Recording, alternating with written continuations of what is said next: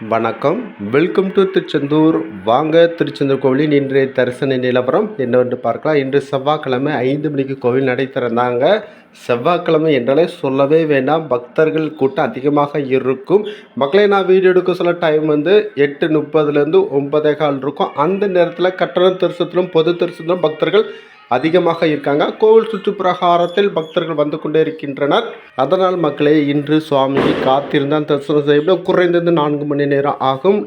நாளை புதன்கிழமை காலையில் வழக்கம்போல் பக்தர்கள் அதிகமாக இருப்பாங்க. ஈவினிங் நார்மலாக இருப்பாங்க. அதனால் சுவாமி தரிசனம் செய்ய வரும் வெளியூர் பக்தர்கள் பிளான் பண்ணிவாங்க. இன்றைய தகவல், பாலாபிஷேகத்துக்கு வழங்கப்படும் ஆன்லைன் டிக்கெட் தற்போது கூட்ட நெரிசல் காரணமாக நிறுத்தி வைக்கப்பட்டுள்ளது. அதனால் மக்களே, பாலாபிஷேகத்திற்கு வழங்கப்படும் டிக்கெட் நடைமுறைக்கு வந்த பின்னர் தங்களது நேர்த்திக்கடனை செலுத்தலாம்.